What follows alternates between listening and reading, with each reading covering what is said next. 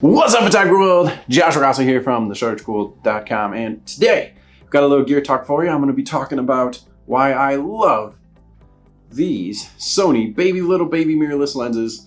These are not the professional line, these are their standard Sony lenses.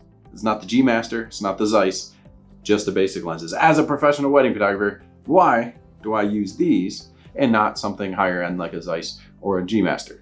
And that's what we're gonna talk about in this video real quick, why I love these lenses. Now, I'm not saying that the quality of these lenses is gonna be exactly the same as the G Master or Zeiss lenses. However, what I have found is that the quality is pretty darn close and close enough. So you might be thinking, as a professional, don't you need to have the absolute best glass possible? And one argument could be made that you should, but at the same time, there's other trade-offs you need to consider. As a wedding photographer, I'm a business, and as a business, money matters. So if I have something that is 95% as good as something else and it's half the price, maybe going with half the price makes sense from an economic standpoint. But there's actually some benefits from a art and performance standpoint with these lenses, and that's what I'm gonna get into real quick. So ultimately, the reason why I switched to mirrorless was because of the size, right? So my A7 II here, this is my backup camera, very small, very light. And now, why would I want to put a giant lens on that and then cancel out the weight savings? And so that was kind of the only reason that I switched to mirrorless to begin with. I love my Canon professional DSLRs, big old L lenses, but they were breaking my back. As a wedding photographer, you're shooting all day, 10 hours, 8 hours, 12 hours, depending on the day, and you're gonna get tired. I shoot with 2 cameras, just my style at all times. That's a long day of weight.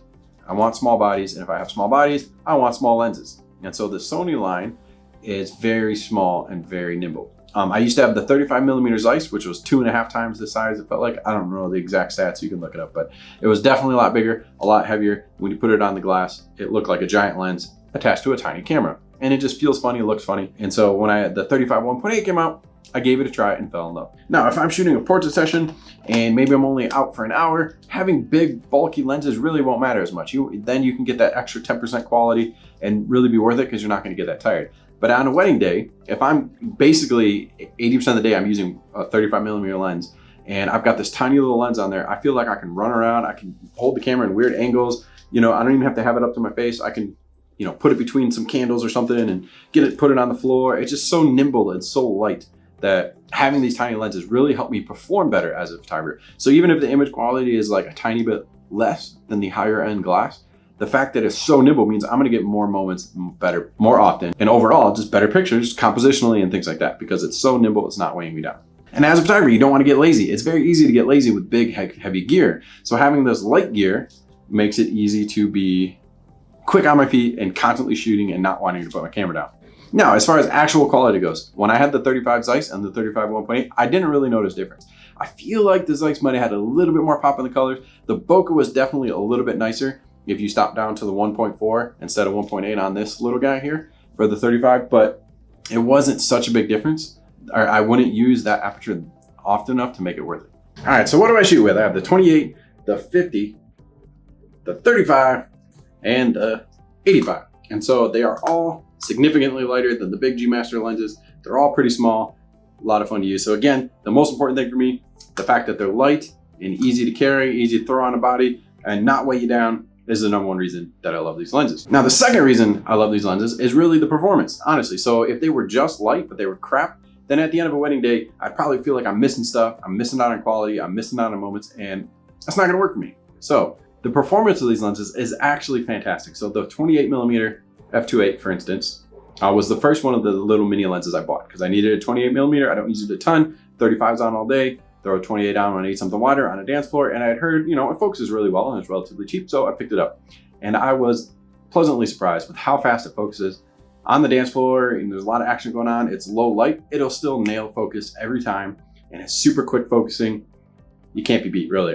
This thing focuses like a little ninja. It's a great lens. I can use it all day as a good candid lens. The only downside is I know if it's a really heavy backlit situation, this lens seems to get a lot of like lens flare, like that really blooms over the subject, so that can get a little bit hard to control at times. But in normal lighting scenarios, this lens is killer. And so then I pick up the 35mm, same thing, nails focus, super fast. The 1.8 bokeh is beautiful. If I get a close up and try to get some bokeh in a portrait, it's still gonna happen. Even though I don't have 1.4 or 1.2, it's only 1.8. That's still enough for me to get that nice, beautiful bokeh effect. I like this. The buttons on the side or what I use it is for focus. So if I'm holding it in a weird, awkward angle and I can't hit the focus and the shutter at the same time, I can focus on the lens. So that's a plus. So the fact that they focus really fast is the second great reason. The 85 focus is amazing. I know coming from Canon when they had the big old 85 1.2, that thing never focused. So the bigger lenses with wider apertures has a lot more glass to move, and so they actually focus slower. So on a lens for lens basis, I don't know if every single Sony lens here is faster than the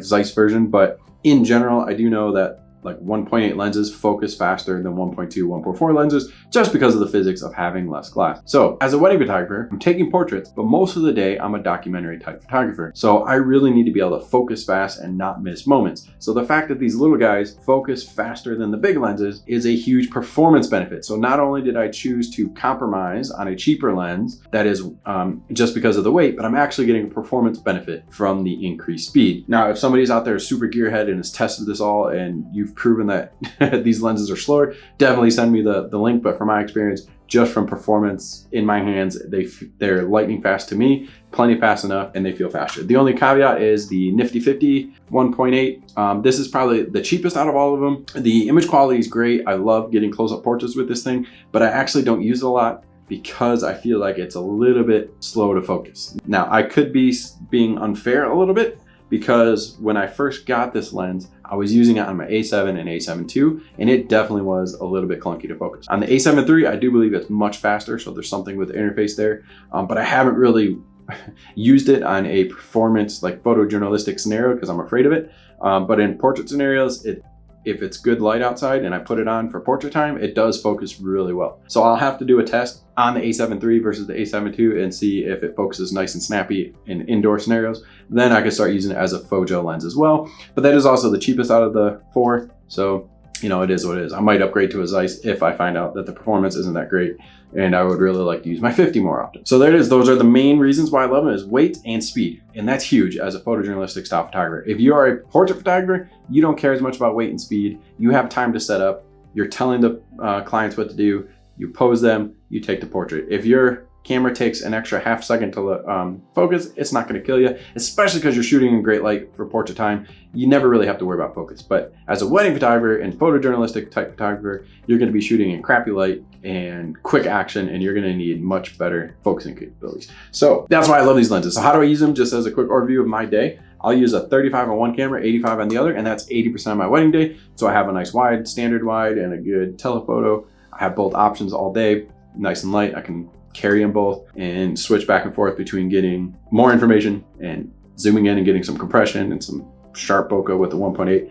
And then I have the 28 and 50 as special. So if I need something wider, I can throw a 28 on, dance floor, I'll throw a 28 on. And then during portrait time, I'll throw the 50 on for a few portraits because I just love the way a 50 millimeter looks, especially you get it up close to somebody's face, and you get a couple together or something, you get it nice and close, and you get such strong fall off, man, with the getting up close with the 50. I just love it. So this is, I kind of mix in. I need to use it more often, but primarily 35, 85. See how light there? I'm just playing around. Should I juggle? Yeah, let's juggle. Oh, just kidding. Yeah, end up breaking all my lenses. All right, thanks for checking this out, a video about why I love these lenses. Now, I'll probably go in-depth reviews with image samples and things like that of each individual lens later, but I just wanted to give you an idea of why compromising and getting these little tiny lenses might actually be an advantage for you, especially if you're a wedding photographer. So thanks for watching. Please smash that like button, subscribe to the channel so you can get more gear reviews and tutorials on how to use lighting and all sorts of other composition skills as a photographer. So I'm Josh Grasso. Thanks so much for giving me some of your time, and we'll see you in the next video.